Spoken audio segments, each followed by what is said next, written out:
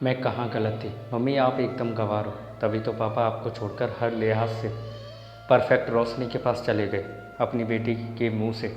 यह बात सुनकर कुछ देर के लिए तो मानो मोना सन्न रह गई, पर फिर उसने जिया के मुंह पर एक जोरदार थप्पड़ मारा और कहा, हाँ मैं हूँ गवार, और मुझे गवार बनाने वाले तू और तेरे पापा हैं। मैं तेरी खुशियों के लिए उस धोखेबाज आदमी के साथ रहती रही जो सारा पैसा उस परफेक्ट रोशनी पर उड़ाता रहा और मुझे मुश्किल से घर खर्च के पैसे देता था। पर तू चाहती थी तेरे भी पापा हों जैसे सबके होते हैं, इसीलिए मैं हमेशा चुप रही।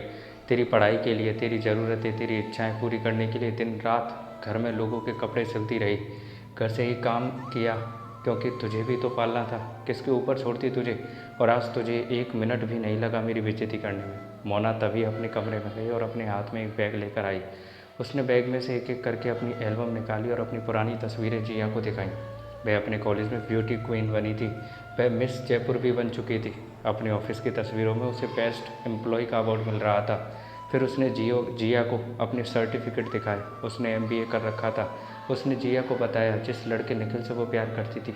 जिया के नाना नानी ने उससे उसकी शादी नहीं होने दी क्योंकि वो गरीब था और निखिल ने आज तक भी शादी नहीं की।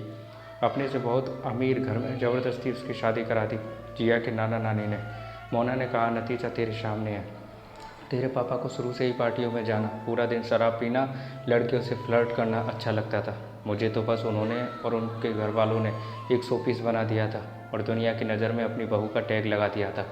दिल से किसी ने भी कभी अपनाया ही नहीं मुझे। मोना ने कहा, एक बार मैं तेरे पापा को छोड़कर तेरे नाना नानी के घर चली गई थी, पर तू जब सब बच्चों को उनके पापा के साथ देखती थी तो उदास हो जाती थी, इसीलिए मैं वापस तेरे पापा के पास आ गई। पर फिर तो उन्हें भी और भी मौका मिल गया था मुझे परेशान करने का। कभी कभी वो एक एक महीने बाद घर आते थे। तेरे दादा दादी ने मुझे अपने घर से निकाल दिया, तब मैंने अपनी मेहनत से ये छोटा सा फ्लैट खरीदा। तेरे पापा कभी कभी आते और 5-7 हज़ार रुपये पकड़ा कर अपनी जिम्मेदारी निभा देते। यह सब कहकर मोना रोने लगी। अब जिया को समझ आ गया था कि उसने अपनी मम्मी से माफ़ी मांगी और फिर उसने मोना को बहुत प्यार किया। उसने मोना से निखिल का नंबर मांगा और निखिल से कुछ बात करी। थोड़ी देर बाद जिया ने मोना से कहा, मैं आज ही कोर्ट में आपके और पापा के डिवोर्स की अर्जी देती हूँ और जैसे ही आप दोनों का डिवोर्स होगा आपकी शादी निखिल अंकल से कराऊंगी।